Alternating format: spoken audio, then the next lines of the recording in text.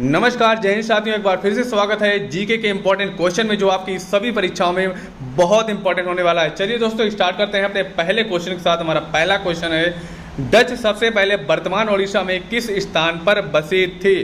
बात करते हैं ओडिशा में सर्वप्रथम कहाँ बसे थे, तो राइट आंसर जाएगा हमारा पिपली के साथ। कहाँ बसे थे? पिपली में बसे थे। और पिपली को छोड़कर ये कहाँ बसे जाकर थे? इसके बाद पिपली के बाद भैया ये क्या, बालासोर में बसे जाके थे। चलेंगे अपने अगले क्वेश्चन के साथ। हमारा क्वेश्चन है, 1857 के विद्रोह का नेतृत्व लखनऊ से किसने किया था? यानी कि सभी ने अपनी अपनी जगह से विद्रोह का नेतृत्व किया था। अगर बात करते हैं भैया लखनऊ की, लखनऊ से किया था बेगम हजरत महल ने। तो इनके बारे में भी हम डिटेल में देख लेते हैं। बेगम हजरत महल अवध के नवाब वाजिद अली शाह की पत्नी थी। बेगम हजरत महल ने अपने 11 वर्ष के पुत्र ब्रिजेश कादर के नाम पर शासन किया और 1857 के आंदोलन का नेतृत्व लखनऊ से इन्होंने किया हुआ था।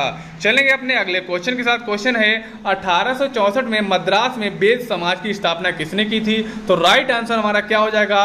वेद समाज की जो स्थापना है केशव चंद्र सेन ने की थी। ये हमारा राइट आंसर हो जाएगा। चलिए इनके बारे में देख लेते हैं। दक्षिण भारत में ब्रह्म समाज के द्वारा सुधार किए गए यह कार्य केशव चंद्र सेन ने क्या भैया वेद समाज के अंतर्गत किया हुआ था। हिंदू महासभा का आयोजन सबसे पहले 1914 में पहली बार किस स्थान पर किया गया था? तो यहाँ पे 1914 नहीं रहेगा, यहाँ पे हो जाएगा आपका 1915 हो जाएगा। क्या हो जाएगा? 1915 हो जाएगा, क्योंकि यहाँ पर जो है गलत टाइप हो गया है, तो इसको आप 1915 समझ लीजिएगा। तो कहाँ पर हुआ था भैया? इसका राइट आंसर हो जाएगा हरिद्वार, जो है इसका राइट आंसर हो जाएगा। चलेंगे डिटेल में देख लेते हैं, क्योंकि यहाँ पे आपको देख सकते हैं 1915 लिखा हुआ है। हिंदू महासभा की स्थापना 1915 में मदन मोहन मालवीय ने की थी। यह संगठन आर्य समाज व अन्य संगठनों के साथ कार्य करता है था।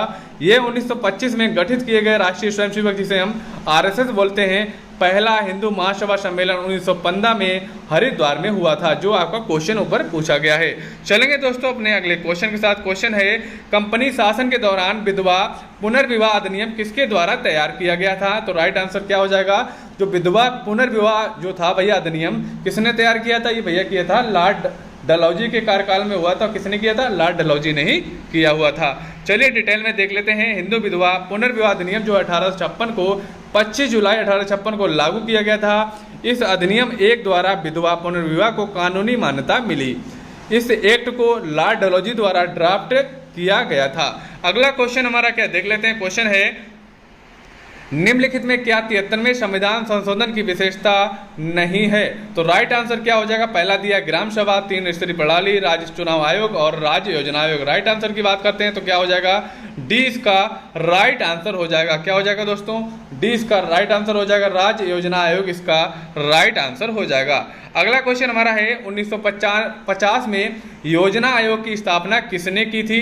तो इसकी स्थापना किसने की थी भैया? कैबिनेट ने की थी। किसने की थी? कैबिनेट द्वारा इसकी स्थापना की गई थी। चलिए डिटेल में देख लेते हैं। योजना आयोग की स्थापना 1950 में कैबिनेट ने अतिरिक्त संवैधानिक संस्था के रूप में की। 17 अगस्त 2014 को इस खत्म कर दिया गया, जिसका नाम क्या रख दिया गया? नीति आयोग, जो मोदी के कार्यकाल में स्टार्ट कर दिया गया था। अगला क्वेश्चन हमारा क्या देख लेते हैं, क्योंकि हम फटाफट जीके की क्वेश्चन लेकर आए, जिससे आपका कम समय में ज़्यादा से ज़्यादा क्वेश्चन तैयार हो सकें। तो हमारा अगला क्वेश्चन है, अगर आपने हमारे चैनल को सब्सक्राइब नहीं किया, सब्सक्राइब कर लें, जिससे आपको डेली के डेली वीडियो मिलते रहें। संविधान के भाग 4 का अनुच्छेद 43 भी किससे संबंधित है?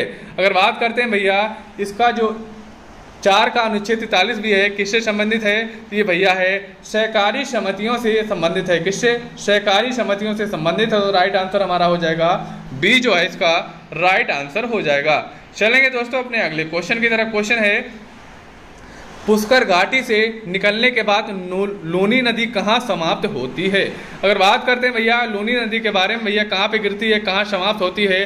तो ये भैया कच्छ के रण में क्या है, समाप्त हो जाती है। यानी कि कच्छ के रण में नदी जो है, इसका प्रवाह जो है बंद हो जाता है। लूनी नदी का उदय राजस्थान में कहाँ से हुआ? अरावली श्रेणी में पुष्कर घाटी से होता है। यह नदी कच्छ के रण के दलदल युक्त क्षेत्र में समाप्त हो जाती है। चलेंगे अपने अगले क्वेश्चन के साथ। क्वेश्चन है, सेरबुस एलाफस हंगुल किस प्रदेश का राजकीय पशु है? तो ये किस प्रदेश का है भैया? तो राइट आंसर हो जाएगा जम्मू कश्मीर का है। कहाँ का है? जम्मू कश्मीर का है। और इसका दूसरा नाम क्या है? इसका दूसरा नाम कश्मीरी बारहसिंगा भी कहा जाता है ना दोस्तों। चलते हैं अपने अगले क्वेश्चन के साथ। क्वेश्चन है, गलत तरीके से हिरासत के खिलाफ निम्नलिखित रिट जारी कौन सा है, कौन कर सकता है? तो राइट आंसर क्या हो जाएगा भैया? राइट आंसर है बंदी प्रत्यक्षीकरण, इसका राइट आंसर हो जाएगा। चलेंगे साथियों अपने अगले क्वेश्चन की तरफ। क्वेश्चन हमारा है तुलबुल परियोजना किस नदी पर स्थित है? हम बात करते हैं जब भी तुलबुल परियोजना के बारे में तो ये किस नदी पर स्थित है? तो राइट आंसर हो जाएगा भैया झेलम नदी पर स्थित है। झेलम नदी कहाँ है? जम्मू कश्मीर में है भैया, यानी कि भारत में कहाँ पर प्रवाहित होती है? जम्मू कश्मीर में प्रवाहित होती है। चलिए बात कर लेते हैं। तुलबुल परियोजना जम्मू कश्मीर राज्य में झेलम नदी पर स्थित है। निम्नलिखित में से कौन सी नदी अमरकंटक से निकलती है? तो अमरकंटक से कौन सी नदी निकलती है? तो राइट आंसर हो जाएगा नर्मदा नदी जो है कहाँ से निकलती है? अमरकंटक से निकलती है। चलिए दोस्तों देख लेते हैं, इसको डिटेल में समझ लेते हैं क्या दिया हुआ है। नर्मदा नदी मध्य प्रदेश में अमरकंटक की पहाड़ियों से निकलती है। कहाँ से? एमपी की अमरकंटक की जो पहाड़ियाँ हैं वहाँ से निकलती है। ताप्ती नदी जो है ना मध्य प्रदेश के बैतूल जिले में सतपुड़ा श्रेणी से निकलती है। बेतवा नदी की अगर बात करते हैं तो भैया बिंद श्रेणी से निकलती है। यह यमुना की सहायक नदी है। किसकी? यमुना की सहायक नदी कौन है? ये भैया बेतवा नदी है ना। चलेंगे दोस्तों अपने अगले क्वेश्चन के साथ। क्वेश्चन है भारत की सर्वाधिक सीमा किस देश के साथ लगती है? ऑप्शन आप देख सकते हैं, पाकिस्तान दिया, चीन दिया, बांग्लादेश दिया और नेपाल दिया है। तो राइट आंसर क्या हो जाएगा? राइट आंसर आपका हो जाएगा बांग्लादेश। किसके साथ लगती है सबसे ज्यादा? बांग्लादेश के साथ लगती है। चलिए इसके बारे में डिटेल में देख लेते हैं। भारत की कुल थल सीमा कितनी है भैया? 15,106.7 किलोमीटर। इसमें भारत के 92 जिले व 17 राज्य शामिल हैं। भारत की जलीय सीमा कितनी है? 7516.6 किलोमीटर। इसमें 13 राज्य व केंद्र शासित प्रदेश शामिल हैं। बांग्लादेश के साथ भारत की कितनी सीमा लगती है? 4096.7 किलोमीटर। चीन के साथ कितनी लगती है? 3488 किलोमीटर। और पाकिस्तान के साथ लगती है कितनी? 3328। चलिए उसी क्वेश्चन पे चलते हैं। 13वां नंबर का हमारा क्वेश्चन जो है 14 नंबर का, उसको देख लेते हैं। तो हमारा दिया हुआ है कि पाकिस्तान के साथ कितनी लगती है? 3323 किलोमीटर जो है पाकिस्तान के साथ लगती है। चलेंगे दोस्तों अपने लास्ट क्वेश्चन के साथ देख लेते हैं। हमारा आज का लास्ट क्वेश्चन क्या है? लास्ट क्वेश्चन को हम देख लेते हैं। अगला क्वेश्चन है पौधे के विकास के लिए सर्वोत्तम मृदा कौन सी होती है? यानी कि जो पौधा है उसमें सबसे ज़्यादा खाद किस मृदा द्वारा मिलती है? तो राइट आंसर क्या हो जाएगा? राइट आंसर हो जाएगा दोमट मिट्टी। क्या? दोमट मिट्टी इसका राइट आंसर हो जाएगा। चलिए देख लेते हैं। दोमट मिट्टी में रेत, चिकनी मिट्टी और ह्यूमस का मिश्रण होता है। इसमें जल संचय की क्षमता अधिक होती है और इसमें पर्याप्त खनिज पाए जाते हैं जो पौधे के विकास के लिए जरूरी होते हैं। अगर दोस्तों आपको हमारे वीडियो अच्छा लगा तो वीडियो को लाइक करें। अगर आपने हमारे चैनल को सब्सक्राइब नहीं, सब्सक्राइब कर लें और डेली की डेली हमारे चैनल पर वीडियो आपको मिलती रहेंगी। कमेंट्स करके जरूर बताएं आपको वीडियो कैसा लगा। चलिए दोस्तों मिलते हैं अपने अगले वीडियो के साथ, तब तक के लिए जय हिंद, वंदे मातरम साथियों।